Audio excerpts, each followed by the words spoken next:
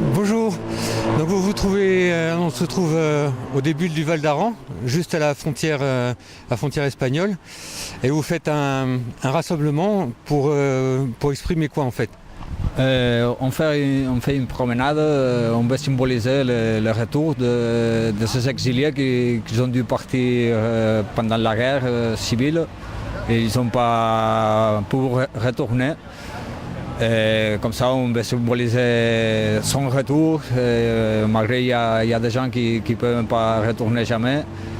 Et ça, on le fait ensemble avec d'autres parts de Catalogne. On fait 3 promenades pareilles à celui-là.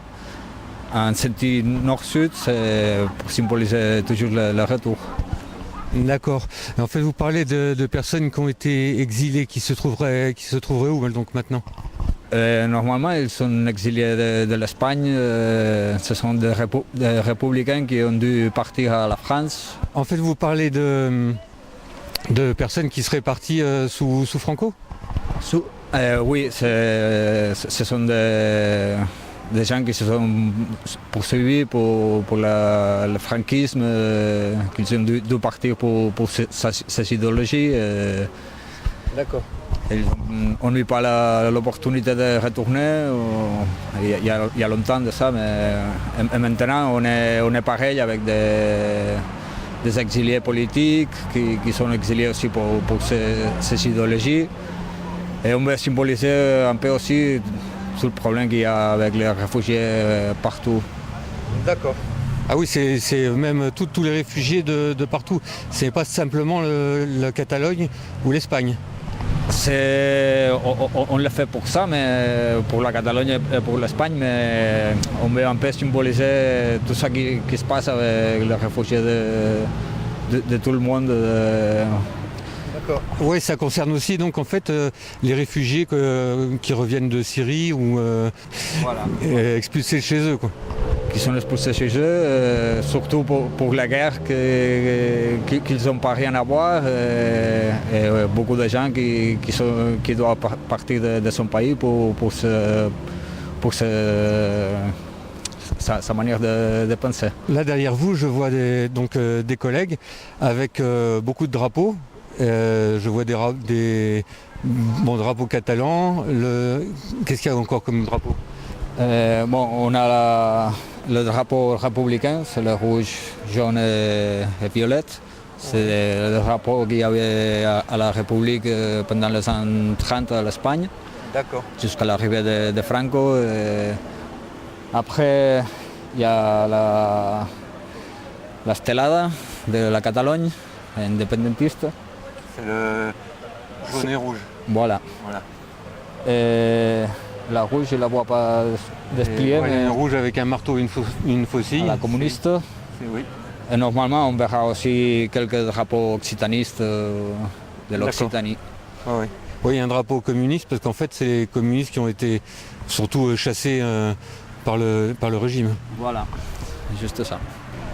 C'est ça, on va faire un morceau pour la route, après on va prendre un petit chemin de montagne. Ouais. Et à l'arrivée à l'est, on va faire un petit manger avec tout le monde. D'accord.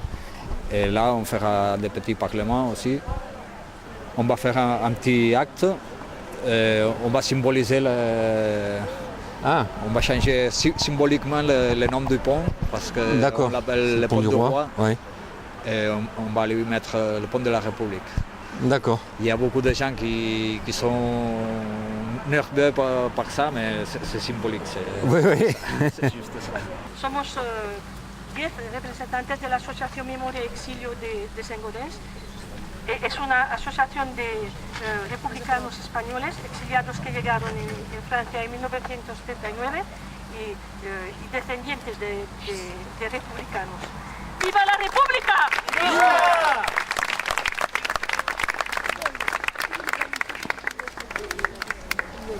A la realidad y la dificultad de tratar un tema como es el de la memoria histórica, la memoria y el exilio, del que a veces solo somos conscientes cuando el debate se convierte en gestos e intenciones, sin resultados concretos ni de fondo, como ha sucedido estos días con el tema del Valle de la Vergüenza o de los caídos por la gracia de Dios. El acto de hoy no debería acabar aquí, tendría que servir para que la gente de este país retome la conciencia reacciona al silencio y al olvido. Un olvido a veces cómplice, a veces cargado de culpa. Es el silencio del miedo a hablar de lo que ocurrió. No es inocente la frase siempre recurrente que hemos de aguantar: no remováis el pasado. En el fondo es una amenaza. Es una advertencia de los que provocaron el exilio, de los que quieren borrar la memoria. Dignificar la memoria y el exilio no es una ruta turística por un paraje idílico o una placa conmemorativa donde se mezclan términos, fechas y motivos de manera neutra, casi sin sentimiento. Dignificar la memoria es transmitir a nuestros hijos e hijas la historia y las causas que provocaron ese éxodo.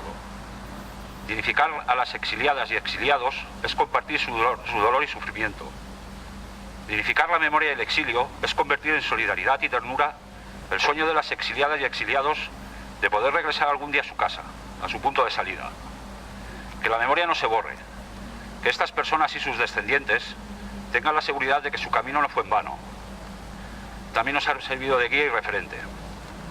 Hoy más que nunca nos ha enseñado a luchar, a defender nuestra libertad y nuestra dignidad, a defender a los presos y a las presas políticas, a los exiliados de clase, a los que se fueron y continúan teniendo que marchar por motivos ideológicos o de conciencia. Salud y república. On est ici, on se trouve ici pour faire le retour des exiliés et qui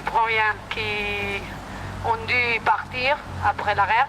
Et on ferait aussi le changement de le nom de le pont symboliquement pour symboliser cet événement d'aujourd'hui.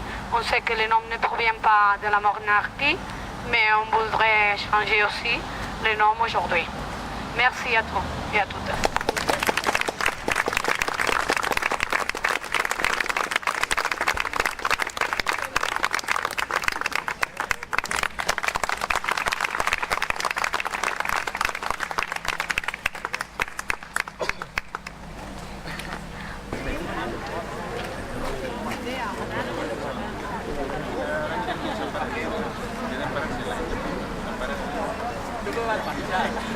Y va contigo, para intimidar a la gente. Para intimidar a la gente. No, no te empiezas a decir.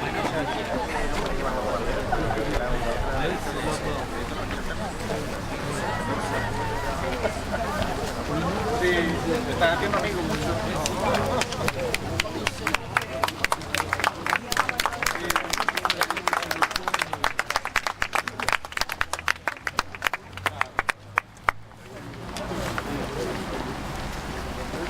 ¡La República!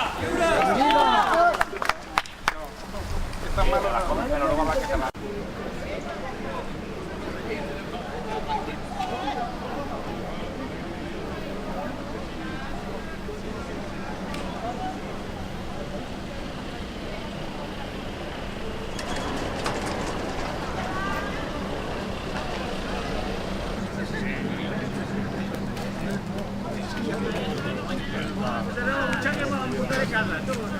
Oye, ¿cómo está tu mujer? Pues está en el norte. Sí, és que podem seguir perquè no de manera certa. He vingut ahir al mig. Sí, m'has vist? I La primera vez que no, per al planeta. Perquè ja sé. c'est pas normal.